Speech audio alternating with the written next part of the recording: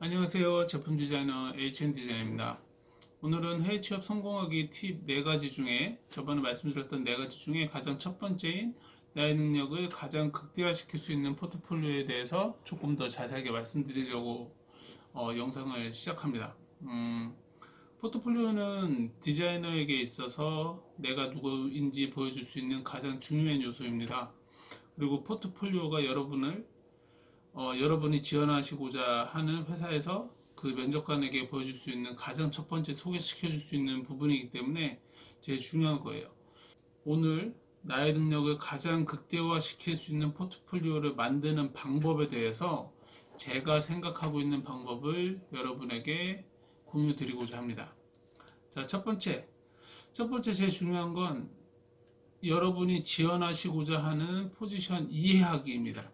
자, 각 대학을 졸업하셨건 경력이 어느 정도 되셨건 여러분이 지원하시고자 하는 포지션이 있으실 거예요. 기본적으로 뭐 주니어 디자이너, 미드, 시니어, 프린시펄, 매니저, 디렉터 뭐 이렇게까지 진행이 되는데 여러분이 아시는 것만큼 각 회사에서도 어느 정도 룰들이 다 정해져 있습니다. 디테일에 대한 차이는 있겠지만 대부분 다 비슷해요. 그래서 주니어 디자이너라고 생각을 하시면 뭐 회사에서는 가장 중요하게 보는 부분이 디자인에 대한 열정, 디자인에 대한 센스, 그리고 이 사람이 디자인 프로세스를 어느 정도 익히고 있는지 그런 부분들을 주로 보고요. 미드 레벨이나 시니어 레벨의 디자이너들을 볼 때는 아까 주니어가 가지고 있는 능력도 기본적으로 보지만 이 사람이 스스로 일을 처리해 나갈 수 있는 능력, 뭐 양산에 대한 지식들, CMF에 대한 지식들, 그다음에 관련 부서와 어느 정도 소통이 가능한지, 그리고 어느 정도 스스로 디자인을 힘있게 이끌어 나갈 수 있는지 그런 부분들을 주로 보겠죠. 그리고 프린시펄이나 매니저 레벨 정도까지 가면 회사에 대한 방향성과 시장을 고려한 어떤 디자인 전략 능력, 디자인 아이덴티티를 짜는 능력, 어떤 그런 것들을 보겠죠. 그다음에 당연히 매니징 능력까지 볼 거예요. 디렉터까지 가면 조금 더 크게 아우를 수 있는 어떤 그런 능력들, 아이디 디자인뿐만 아니라 CMF 패키징, 그다음에 뭐 디스플레이, 뭐 다른 부분까지 마케팅 영역까지 뭐 아우를 수 있는 그런 능력들을 볼 겁니다. 그래서 그런 부분들에 대한 확실한 이해를 가지고 가시는 게 굉장히 중요하다라는 말씀을 드립니다.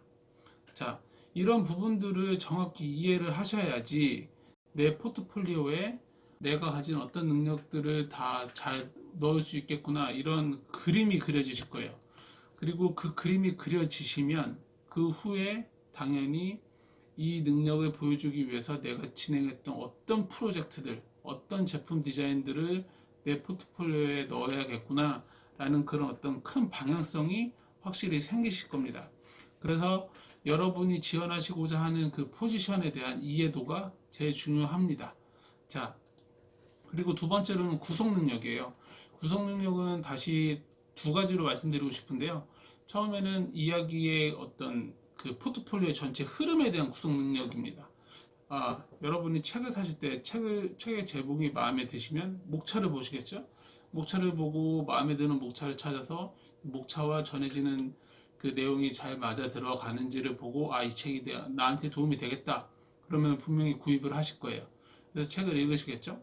포트폴리오도 같습니다.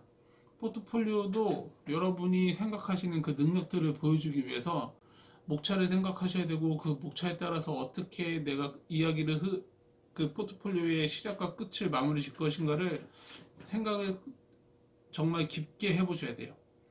자, 그 다음에 구성에서 두 번째로 중요한 부분은 비주얼 구성 능력입니다. 보기에 좋은 떡이 먹기도 좋은 법이고 보기 좋은 책이 읽기도 쉬운 법이에요. 그래서 보기 좋은 포트폴리오는 면접으로 이어질 가능성이 더 높아지는 겁니다. 그래서 그 포트폴리오는 어찌됐건 저희는 제품을 디자인하지만 포트폴리오는 한정된 공간, A4지건 A3지건 지금은 뭐 다 디지털 파일로 하니까 한정된 그 디스플레이 안에서 어떻게 여러분이 디자인한 제품을 정말 효과 있게 보여주시느냐가 정말 중요합니다.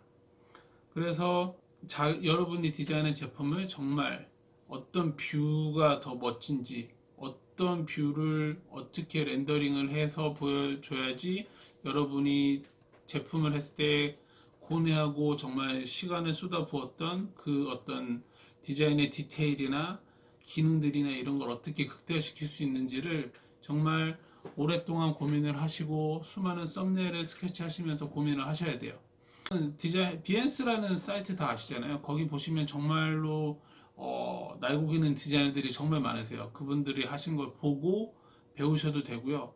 사실 카피를 하라고 하고 싶지만 어차피 카피라고 해도 그 카피가 될 수가 없습니다. 왜냐하면 여러분이 그분들이 하신 디자인, 여러분이 하신 디자인이 다르기 때문에 카피를 하신다라고 생각을 하셔도 절대 카피가 될 수 없고 응용이 될 거예요. 자, 이런 부분들을 좀 깊게 생각하셔서 많이 배우시고 여러 가지 썸네일도 많이 그리시고 하시면서 비주얼에 대한 구성 능력을 꼭 확실히 익히시기 바랍니다. 자, 그 다음에 세 번째는 텍스트를 최소화합니다. 자, 이 부분은 포트폴리오를 보는 사람 입장에서 생각을 하셔야 돼요.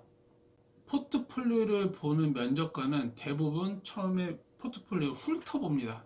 이 훑어본다라는 게 이 사람이 경력을 한번 훑어보고 이 사람이 어느 정도 능력을 가졌겠구나라는 어떤 그런 생각을 가지고 포트폴리오를 정말 몇십 초 동안 훑어봅니다. 그러면 그런 그 찰나의 타이밍을 확실하게 사로잡을 수 있는 그 능력이 제일 중요하죠. 아까도 그래서 두 번째로 말씀드렸듯이 비주얼 구성 능력이 정말 중요한 거고요. 그 안에서도 그 비주얼 구성 능력을 극대화시켜 줄 수 있는 또 다른 어떤 메시지 키워드들을 장황하게 나열하지 마시고 딱 하나의 키워드로 함축시켜서 딱 전달을 하는 능력도 굉장히 중요하다는 말씀을 드리고 싶은 거예요. 자, 이 부분에 대해서는 저는 사실 개인적으로 알진 못하지만 제가 20년 전쯤에 봤었던 한국의 성정기라는 디자이너분이 계세요. 제가 알기로 그분 미국에서 일을 하고 계신데 그분이 예전에 대학생 때 아마 제 기억이 맞으면 안경 공모전에서 상을 타셨던 그 판넬 디자인이 있습니다. 자, 이 판넬 디자인이 어느 정도로 멋지냐면, 자, 이 디자인인데요. 검정 바탕에 I'm here라는 이 메시지가 주는 정보는 엄청납니다. 이 심플한 문장 하나가 이 제품을 왜 디자인하게 되었는지, 기능이 무엇인지, 이 기능을 통해서 그 사용자에게 어떠한 이익을 가져다 줄 수 있는지가 너무 명확하게 그려줍니다. 이거는 정말 훑어서 이렇게 본다라고 하더라도 이러한 레이아웃에 이러한 메시지 전달이 딱 보여지면 이거는 아이캐칭이 너무나 확실하거든요. 그래서 걸릴 수밖에 없습니다. 벌써 한 20년 정도 된 디자인인데도 지금 봐도 너무너무 훌륭합니다. 자, 오늘은 이렇게 나의 능력을 가장 극대화시킬 수 있는 포트폴리오 만드는 법에 대해 제가 생각하는 팁을 드렸습니다. 제가 생각하는 게 옳다라는 게 아니라 제 나름대로 16년 동안의 어떤 경험들, 그리고 10년 동안 중국에서 제가 이 원칙을 가지고 만들었던 포트폴리오를 가지고 4번의 이직을 하면서 느꼈던 것들을 제가 전달을 해드리는 거고 공유를 해드리는 거기 때문에 큰 오해는 없으셨으면 좋겠습니다. 자, 마지막으로 제 포포를 예시로 보여드릴게요. 어찌됐건 제가 세웠던 원칙을 가지고 제가 만든 포포이기 때문에 한번 보여드리도록 하겠습니다. 자, 저는 참고로 제 포폴은 시작은 기본적인 소개가 들어가고요. 그 다음에 저의 디자인 철학 같은 거를 간단하게 보여주고요. 그 다음에 저는 제가 가진 능력을 5가지 정도로 요약을 했습니다. 그래서 저 같은 경우는 가장 최근의 작업들을 먼저 보여주기 때문에 지금 보여주는 이 5가지에 대한 능력이 저를 대표해주는 제가 가지고 있는 능력이라고 생각을 하고요. 그래서 이 능력들을 바탕으로 어떻게 디자인이 진행되어 왔는지를 보여주는 식으로 구성되어 있습니다.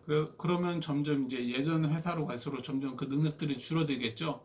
그러면서 지금 다니는 회사에서는 어떤 전략적인 부분에서 이렇게 진행을 해왔고 그 전략을 바탕으로 나온 디자인들이 어떠한 결과물로 이어졌고 회사에 어떤 이득이 되었는지를 보여주고요. 그 이전 회사도 마찬가지 어떤 그런 로직들로 쭉 가고 있습니다. 자, 뭐 이게 아까도 말씀드렸다시피 정답은 아니지만 제가 여태까지 저도 보고 배워왔던 것들을 바탕으로 제가 만들어 온 포트폴리오고, 이 포트폴리오를 가지고 제가 중국이라는 곳에 처음으로 해외 입사를 했고요. 그 다음에 같은 포맷을 유지하면서 포트폴리오에 대한 내용만 업데이트하면서 제가 중국에서 두 번째 회사, 세 번째 회사, 네 번째 회사로 옮기면서 지금 이렇게 계속 중국에서 지낼 수 있습니다. 저한테는 이 로직이 아직까지는 크게 잘 작용하고 있다 라고 말씀을 드릴 수 있을 것 같아요. 자, 그렇게 오늘은 나의 능력을 가장 극대화할 수 있는 포트폴리오 만드는 법에 대해서 제가 생각하는 팁들을 공유했습니다. 오늘 내용이 도움이 됐으면 좋아요와 구독 설정해 주시고요. 궁금한 점은 영상 아래에 적혀 있는 이메일로 주시면 제가 성심성의껏 답변해 드리도록 하겠습니다. 자, 긴 시간 시청해 주셔서 감사합니다. HN 디자인이었습니다.